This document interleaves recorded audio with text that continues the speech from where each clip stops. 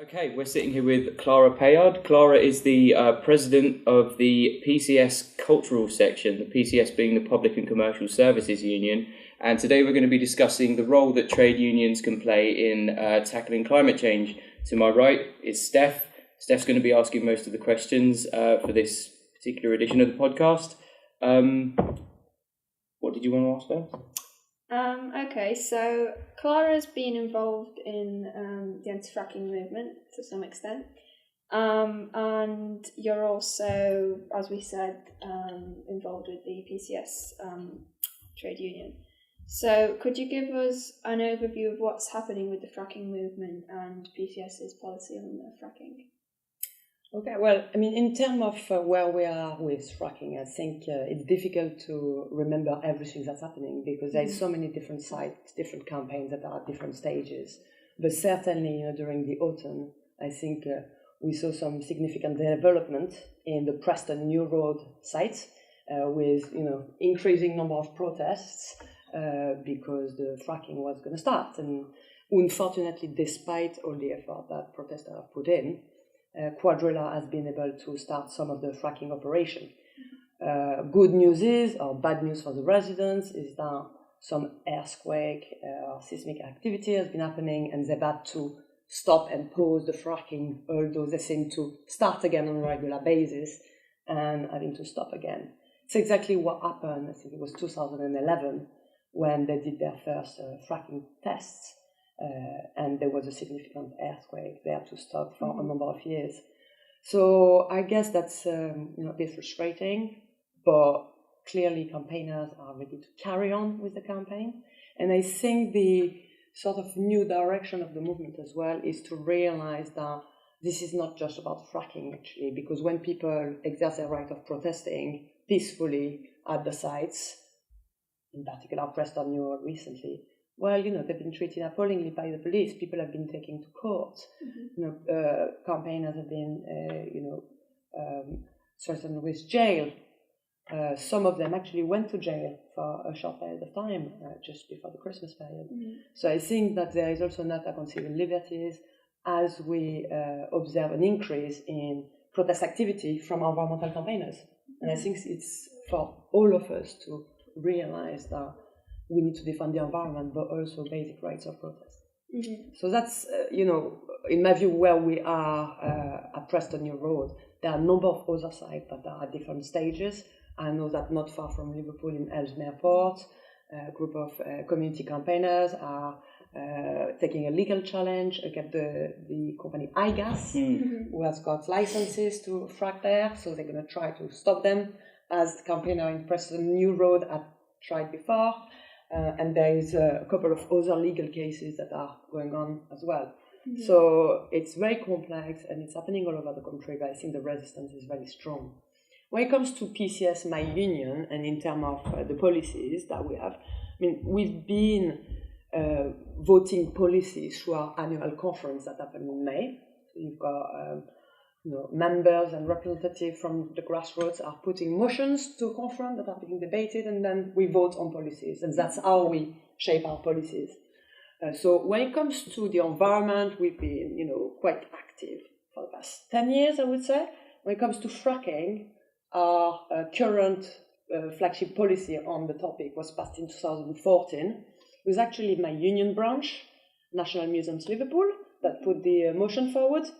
And I've taken a few notes because it's, I think, important to realize that obviously the motion opposes fracking, and so the policy opposes fracking, support a ban of fracking, but also speak about supporting grassroots campaigns, events against fracking, working with trade union councils that are, the trade union in the local community, in the local area, doing more research, spreading information, and we've published leaflets to be able to distribute to our members, but also to members of the public wherever we are. We've got a resolution on how there should be a stop on tax break on for fracking companies, because they often get advantages fiscally from the government. And also we committed to work with other unions and the Trade Union Congress to further their current policy on the moratorium on fracking. in 2015, there was another climate motion that was passed that referred to fracking, and that specifically said that we would support direct action against fracking and other extreme form of energy. So I think that's quite a radical position. It's not just about the ban and raising the issue of climate change. It's seeing it in a bigger context and be ready to take that radical step to support direct action. Yeah. Right. Okay. There we are. So what about other unions? I'm thinking maybe about Unite, where I know there's been a dispute within that union about their policy on fracking.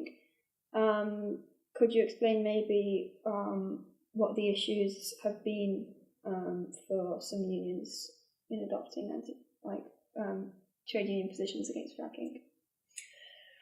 Okay, well, I guess that when we talk about particular industries, and that includes fracking, people have got jobs. Yeah? And so obviously trade unions are usually about defending jobs.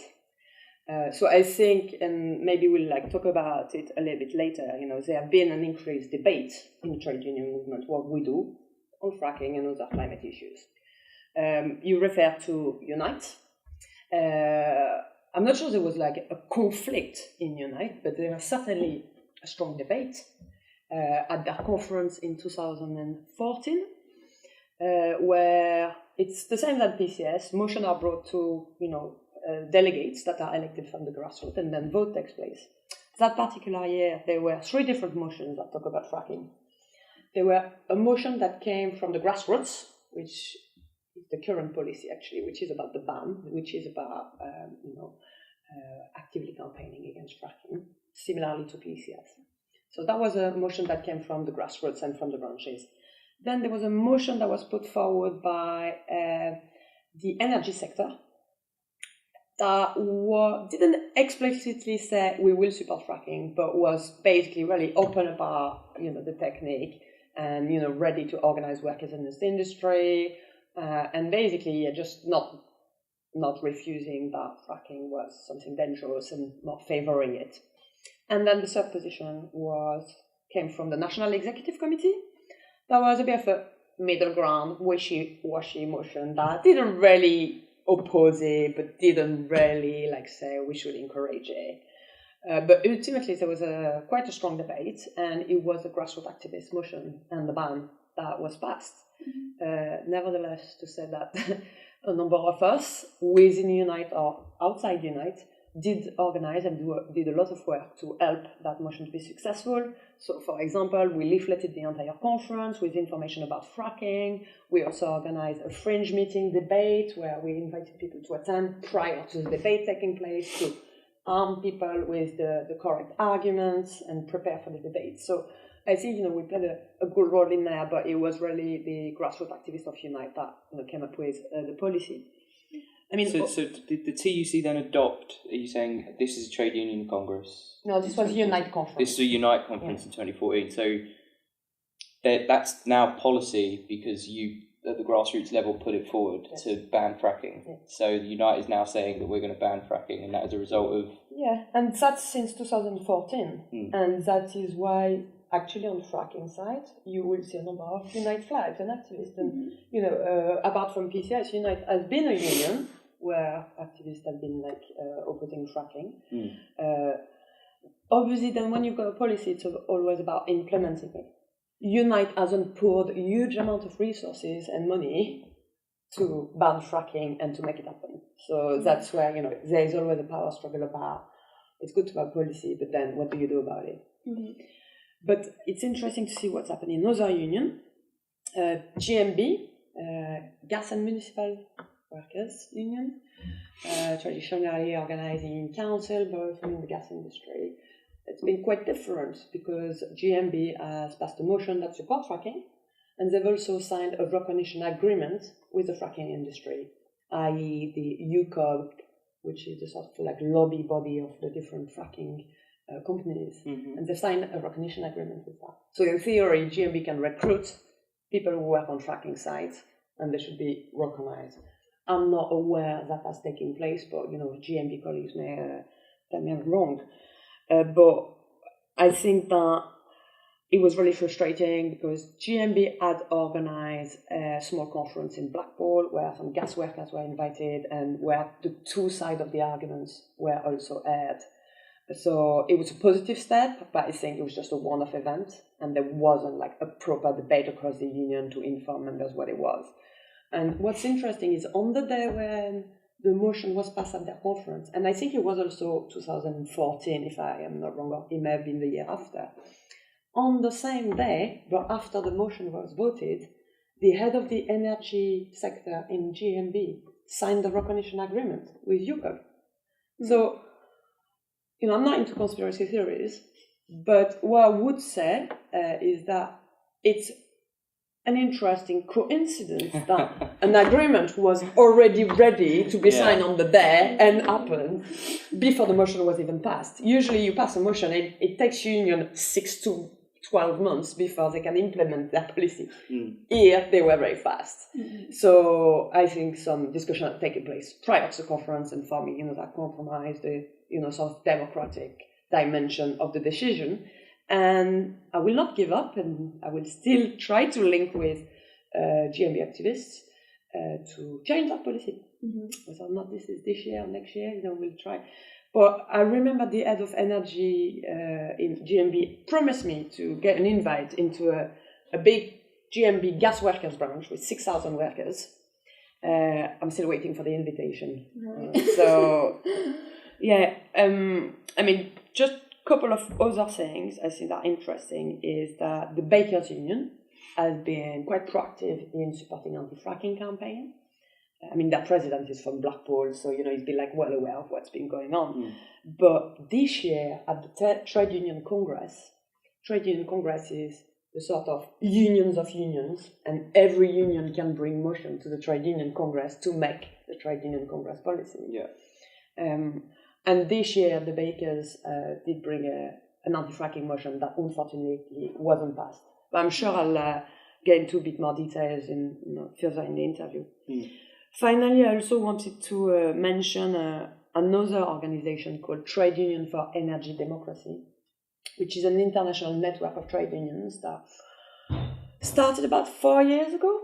And they've got, a number of unions signed up to that, but out of that initiative and that networking, and there's research happening, there was a very interesting research paper produced by, one of the key organizers, Sean Sweeney, about fracking. Very informative for any, trade unionist to read who has got interest into fracking and changing policies.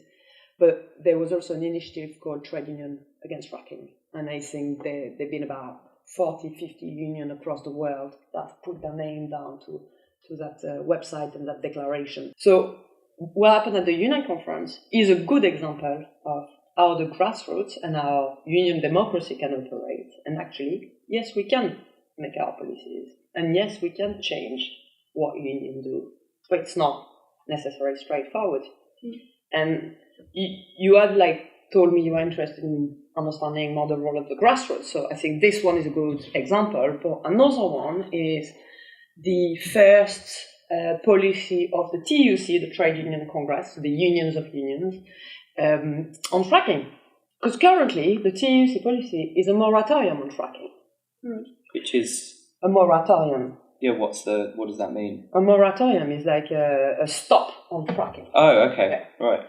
The difference between a moratorium and a ban is it's just banned. We're never going to do it. Yeah. The moratorium is it should be suspended, not in place until we can discuss it. Or it's been proven that it's totally safe. That there is maybe the right regulation, and because currently the fracking industry, like many industries in energy, it's self-regulating. So you haven't got inspectors that are from a government body. The inspectors are called independent, but actually they are often from the fracking industry. They are only independent from direct line management. That's what independent means. So, but the first motion at TUC Congress actually came from a local trades council. Trades councils are local union activists coming together in a local area. So you've got a Liverpool Trades Council, a Wirral Trades Council, a Northern Trades Council. You've got them all over the country, and it's really grassroots activists. And so the first motion that went to the TUC actually came from Merseyside Trade Union Council, which I was a member of. I was the green officer for Merseyside. So I actually wrote this motion.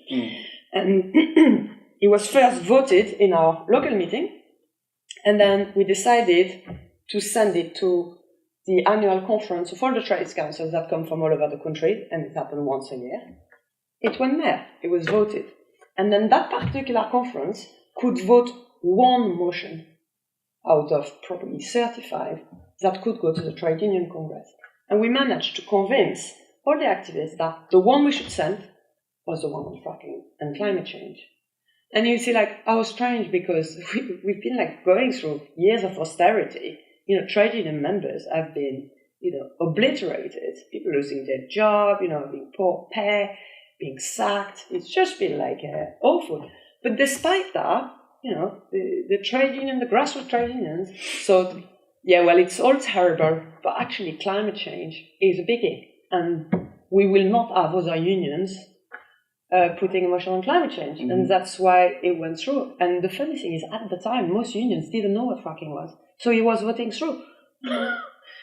Which, was quite handy because they haven't managed to reverse that policy yet. So, that was another example. Within the big bureaucratic world of trade unions, there is a place for democracy and for grassroots activists. So now that a lot of the trade unions know what fracking is and we have a better understanding of what's actually taking place when an area is fracked, what have some of the arguments been to defend pro-fracking motions that some trade unions and trade unionists have used? Is it just about jobs, or is it about growth, or could you perhaps also dispel some of the myths around why fracking would be so great for trade unionists?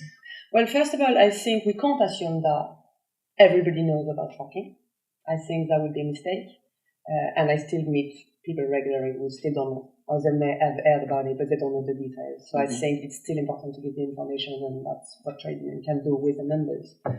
But it used to be an argument about jobs, and if you go back to 2013, 14, it was David Cameron, the Prime Minister at the time, who made false claims about the jobs. I mean, the first thing was 16,000, and then it was 24,000, and then he went, I think, to 50 or 70,000.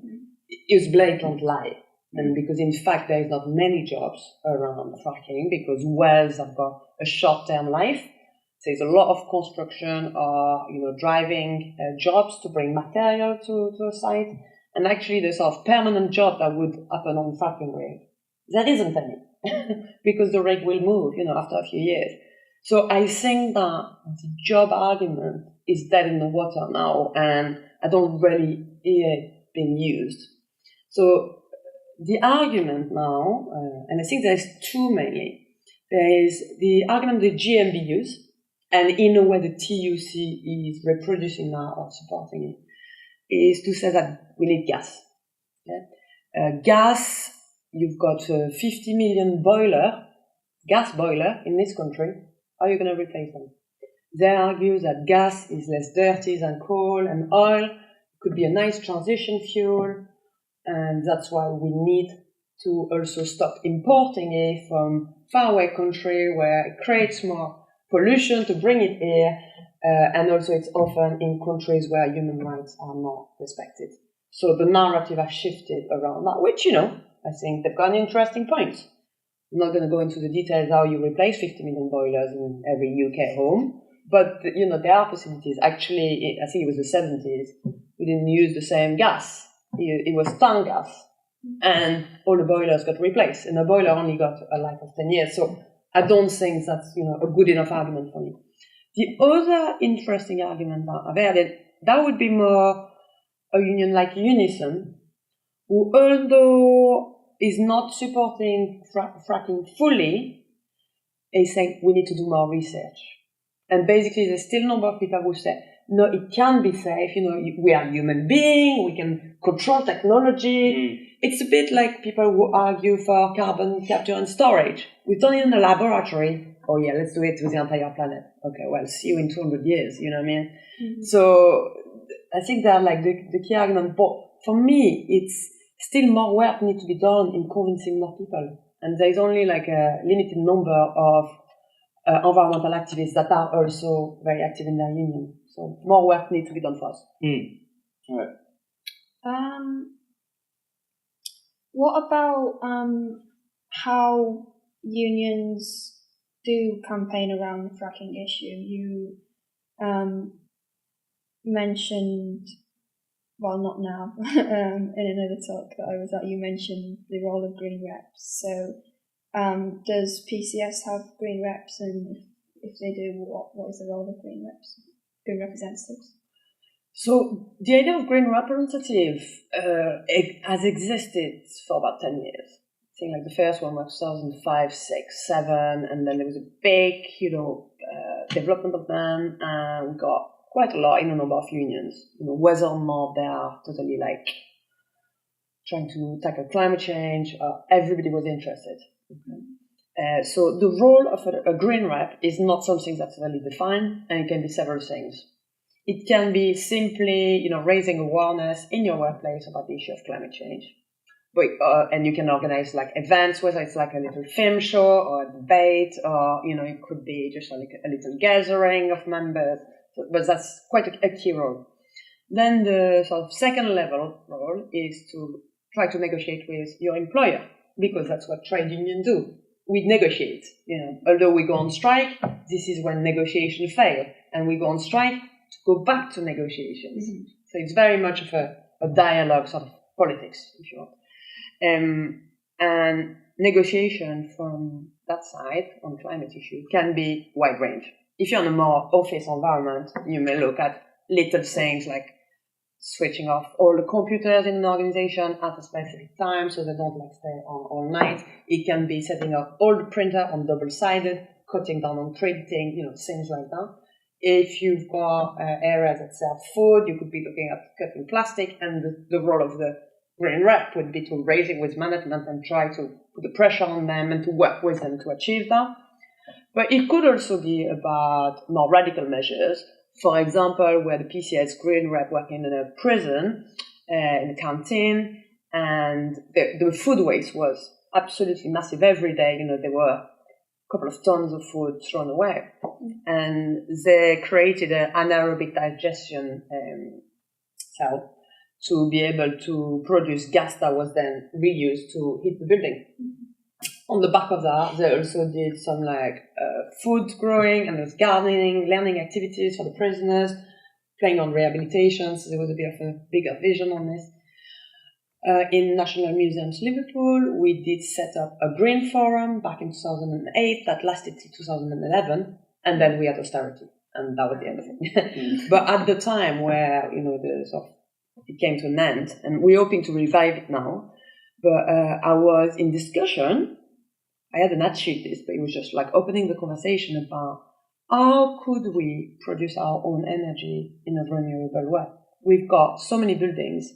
Can we, have wind or solar power installed on this? And I actually invited people from the co-op to explain how a cooperative model could help to fund that. We are in a museum. We've got millions of visitors every year. We've got 700 staff. You could have a combination of staff and visitors being, shareholder in a cooperative to fund it. And then we will save money on energy costs. And with the budget cuts, saving money on energy costs was something quite attractive. But unfortunately, it needed an initial investment, no subsidies for that. So that's not something that's gone to fruition. But so it just shows the role of green rep can be very varied. But since austerity, those type of negotiations have really been cut down. And therefore, green rights have turned more to campaigning. And we've been supporting different campaigns, whether it's fracking or it's around food and different things.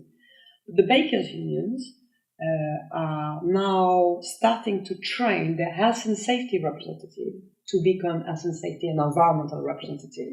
And they are in a dialogue with the employer, the food industry, which, most of them are capitalist ventures, so don't trust them. Well, you don't, but they employ you. So they're trying to open a dialogue on reducing, energy use in the factories. The key there is if any savings are generated, there should be a dialogue with the trade union on how those savings are going to be used. Whether it's about reinvesting into additional structures that are going to, cut energy usage or other environmental measures, great. Or it could be to finance part of a pay rise as well.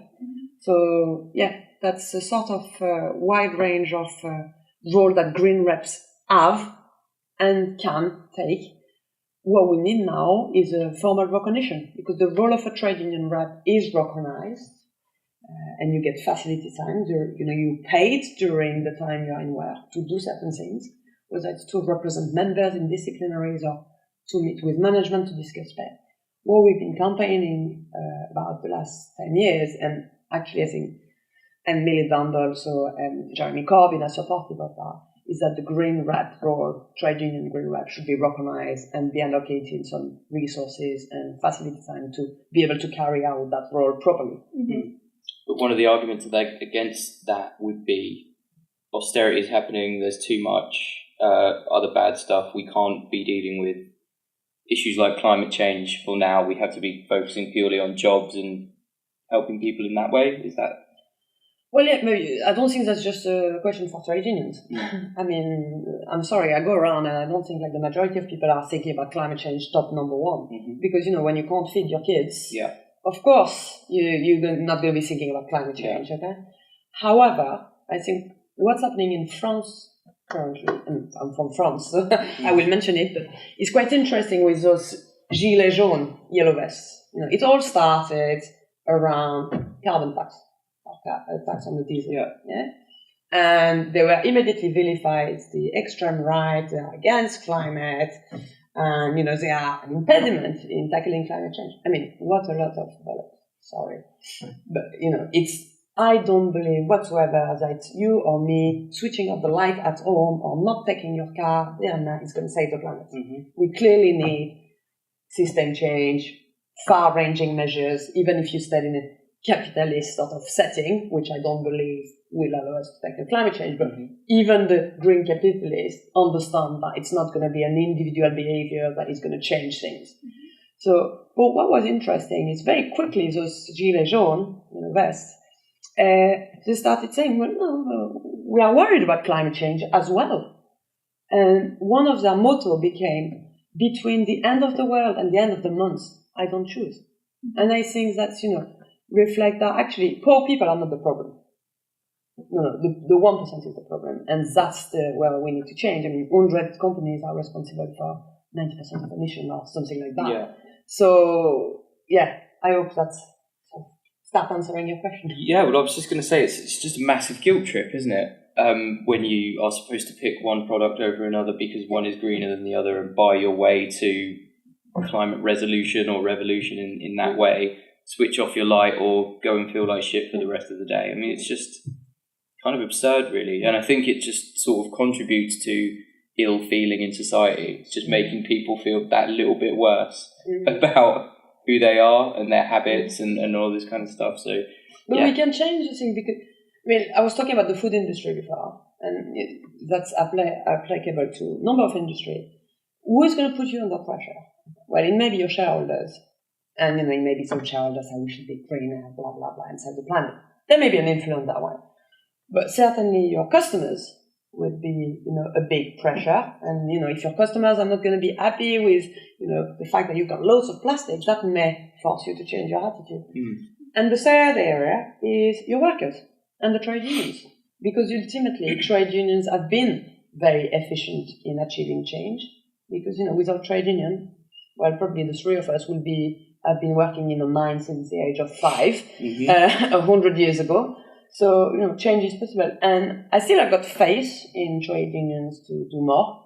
But more work still needed as it is with the rest of society. Do you think that although austerity has obviously made the job a lot harder for unions and green representatives when they're negotiating, do you think maybe it's a problem in itself to negotiate with profit-oriented employers, or do you think you can achieve a lot by doing this?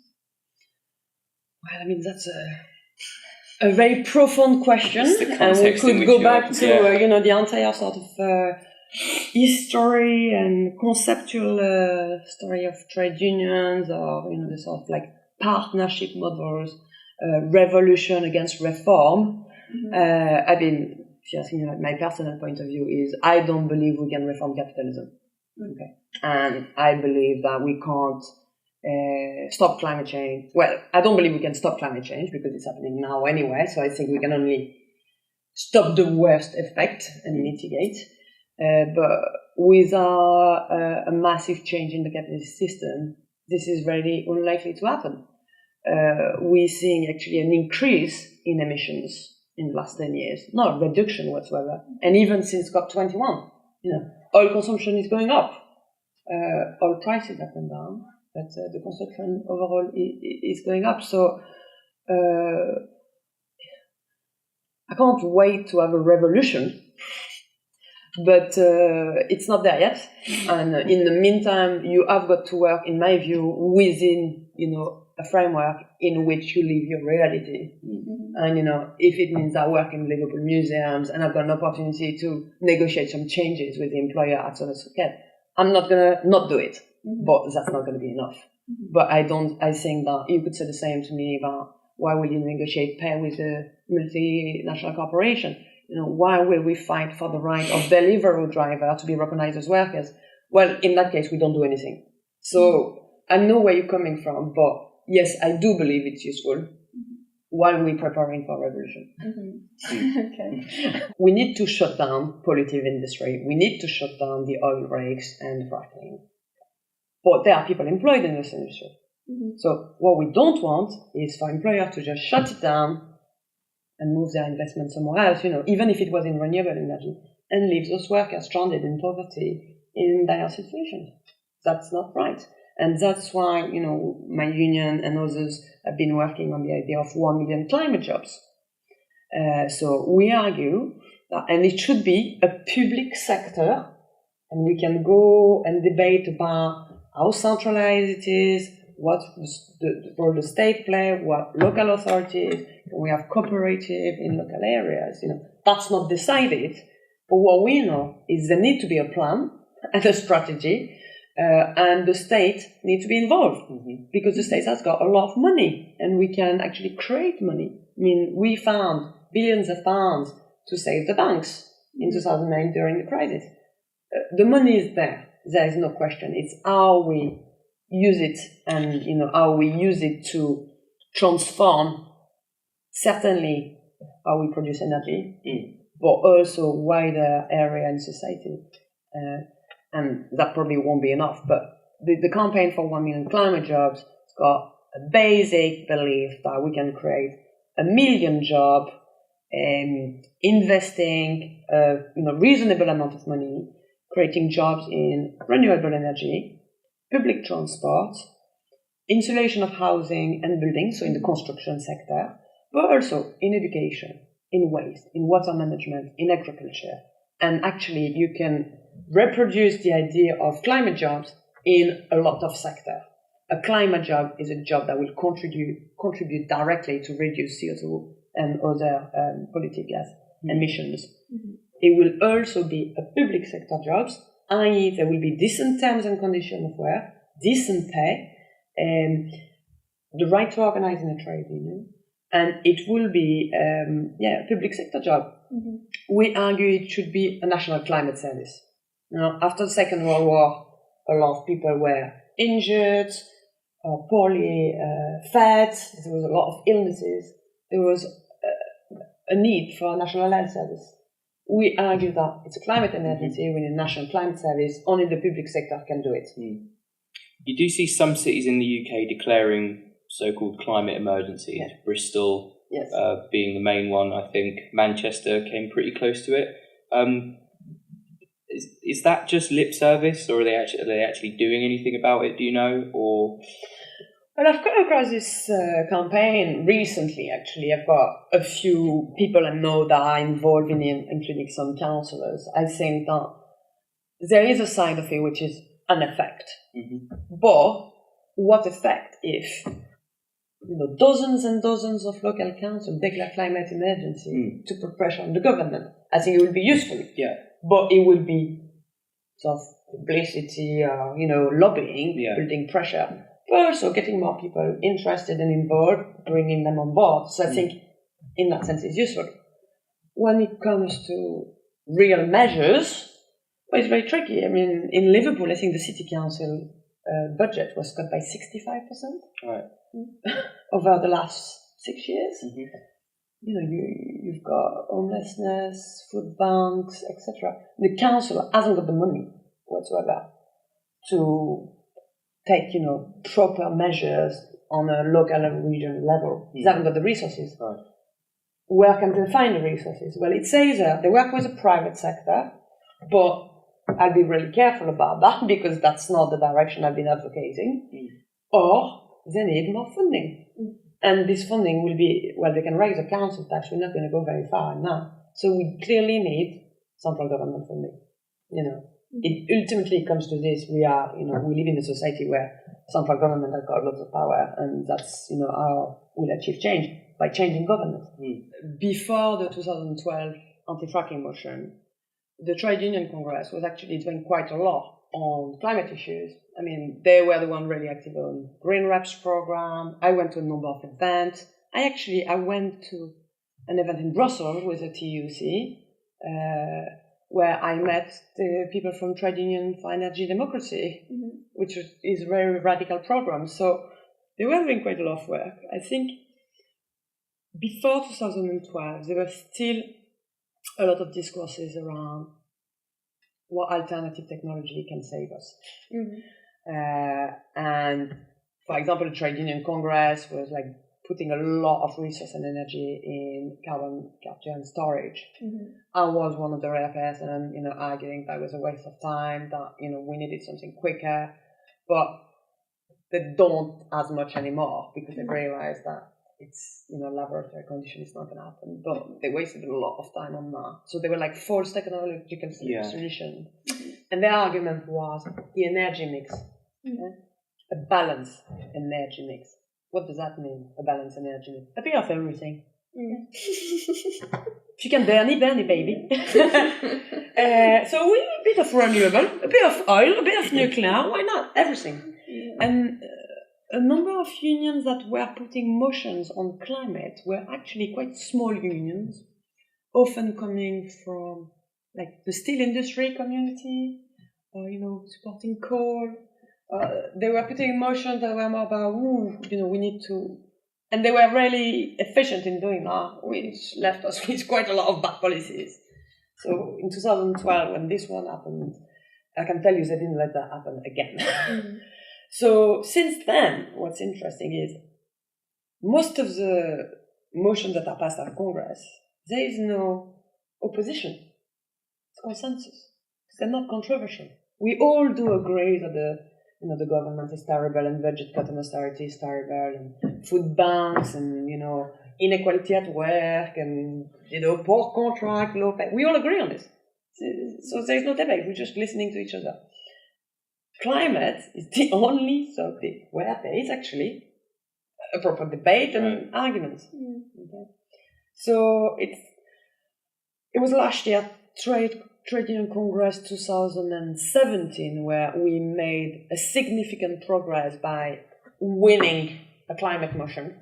Because the year before, one of my friends had put a motion about opposing airport expansion. I mean, this was dead in the water straight away. And there was absolutely no point in putting this motion because we were going to lose it. So we were like actually wasting our time. It's like about what can you win? So last year we passed a motion that was quite broad. It talked about the green rise, but it talked about the just transition. It talked about a number of topics, bringing back energy into public ownership, as well as transport, housing. So it was like quite an interesting thing, talking about climate jobs. So, and it was fronted by the Bakers Union, or it was put forward by the Bakers Union. For a number of us have been like working on it, and we talked to different unions. We wanted them to support it, and it was good because actually the fire brigade unions put a motion that was positive, talking about what fire men and women have been going through. I mean, the latest one is the Manchester Moors, but that was before the fire in the Moors. But I mean, wildfire in the UK, this is a new thing. And I think everybody realized that. So they came behind it. There was couple of other unions that put amendment, but positive ones, so they came behind it as well. So it was all passed. It was fantastic. This year, we tried again to ban fracking, and the bakers again put it forward. We were hoping that with all the success of the McDonald's strikes, nobody was going to oppose them, but no, that was a grave mistake. What happened is that a very unhelpful amendment was put forward by Unison. When I say unhelpful amendment, I would say it's actually more a wrecking amendment, which, you put an amendment to just denaturate the motion, and the last paragraph was totally deleted and replaced by a new paragraph that didn't ban fracking and that recommended more research. That's when I realized that actually Unison policy was still on the moratorium with more research. And that had escaped me, and it was a big surprise that it came from Unison. So, Unison's conference this year, God, they're not going to have a good time because the grassroots are going to be like, wow, we're going to make sure that policy is going to be put in place against fracking. So that was a failure this year. So we're going to have to try again next year. And it's like, progress after 1 year. But generally, the TUC policy is not great about climate. So I think there is a belief in progress in technology, making people's life better. But actually, when you look at it, progress in technology can also lead to worse life. And clearly, in the case of climate change, this is something that we're starting to understand and to accept. But it doesn't mean necessarily that people are going to question the consumption society and what people's life has become. But when you think about it, is that we will not be able to change things properly if we don't review, how much commodities we've got, and not just how much commodities, but also how we use commodities, because it's about obsolescence. You're gonna buy a mobile phone every year or every couple of years, or you may get it for free. The number of things we don't need that are available in the society is crazy. But in the meantime, you've also got people living in poverty in one of the richest countries in the world. So I think it's about who need to change their lifestyle. I think we probably all need to, but some more than others. But I don't think that debate is really in the trade union movement. And to be honest, in society as well, even in environmental activists, I think that, some people still believe we can maintain, the sort of level of wellness and wealth that, we are lucky to have in Europe, despite poverty. So I think it's more debate need to be taking place around that. In France, where I come from, there's quite a not big movement, but a growing movement around degrowth, which is quite interesting. But I have another. Pardon? Serge Lefouche? You don't know about him? Okay, sorry, I thought you were referring to that. Okay. No. I like him. But I think people who are, around La ZAC, a number of people there. But I don't think we see it as much maybe in the UK. Just to sum up then, to finish, what's on the calendar for 2019 within the trade union movement regarding climate change and tackling that issue? I can't tell you. Oh, okay. It's a cliffhanger. We're going to have to wait and see. No, I think one of the things that we are hoping to put more effort on is to carry on with the work we've been doing internationally. Because I think there's a number of areas, and I hope you don't mind me giving you a couple of examples as we sort of concluding the story, but I think it's important that people can hear about that.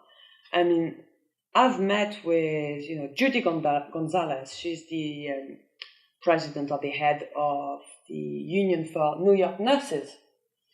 I actually spoke on a platform with her in Paris, COP21, with Naomi Klein and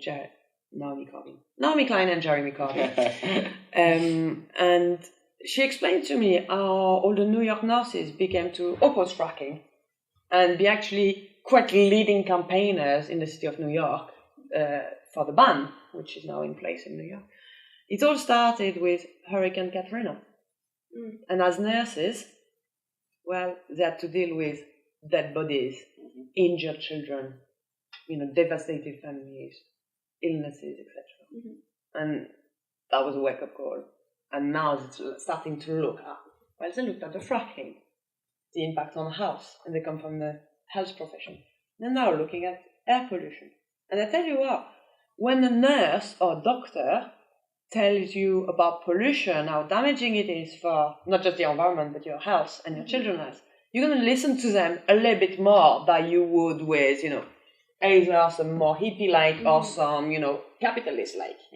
So that's so important, people like that are involved. I met with people like Joshua Mata, who is a trade union official in the Philippines, and he was telling us the story of the privatization of the energy sector in the Philippines a few years ago, and how energy workers went on strike against the privatization of the energy sector. But then it also turned out that they were thinking about climate, and this was about coal, and they weren't that interested. Ended up in a sort of fight between the employer and the trade union and the workers, but also the local community, because the employer kept cutting the power off to the villages to put pressure on the workers to come back to work. And the workers, who are really good with electricity, as you can hear, were reconnecting all the villages. So there was a power battle. But then it came to a point where workers realized that they're not going to win that one. And actually, they should be looking at how can we produce our own energy to preserve our communities and not being dependent from those multinational or large companies. And they started to explore about how they could produce their own renewable energy. The problem is a lot of the materials in the Philippines have to be imported. So the fact that it's an island is bringing some limitation, but that's the type of thing we want to explore. And I'm keen to work internationally with workers in those industries. I'm looking forward to do the things. But also, for example, getting the mining communities on board.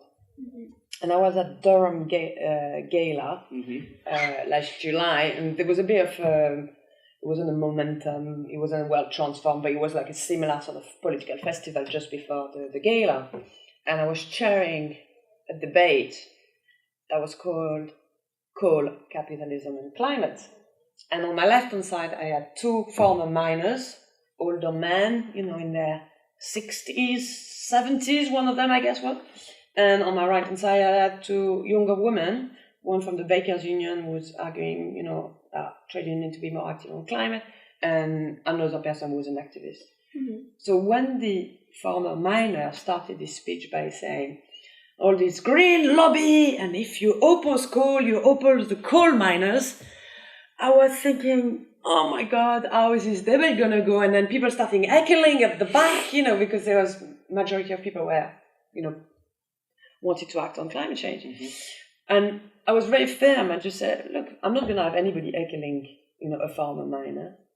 We want to convince them. How is that going to work? So shut your mouth and let's have the debate. If you want to come in the debate, you will have a chance.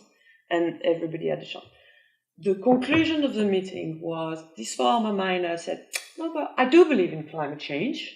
And all those species disappearing is terrible. And I've been a vegetarian all my life. And I just couldn't fathom, how we had moved from that beginning to the end of this an hour and a half debate. Next thing, he was my best friend, wanted me to march with him at the Durham Gala, and, I hope I'm going to see him again and we can carry on this dialogue. But my view is, working class people are very clever, and actually if you get a chance to talk to them, and that's why my advice to climate campaigners would be, don't just stay at your fracking sites or, at your own meeting talking to each other. Go to workers as well. And so it's not just in one way. Why don't you go to a picket line with some leaflets about fracking or some leaflet about climate change and say, bringing solidarity for your strike. That's my campaign. And I tell you what, this type of things work. And that's tried and tested. So hopefully, building those solidarities internationally, but also, more likely getting more people involved. I think that's what we need to do, because there's not enough of us putting the pressure for radical change. I mean, we've got Extinction Rebellion, and it's an interesting initiative, but already, some climate campaigners say, this is not the right approach. So I don't think there is a right approach. I think a lot of approach are right and valid, and we just need to work with each other. And, you know, if you want to go and lobby your MP in Parliament, and I want to get arrested on the fracking side, does it mean we can't work together? Mm-hmm. That would be my conclusion. Great conclusion it was. Thank you very much for doing this. Thank you for your questions. Let's leave it there. Yeah. Thanks, Clara.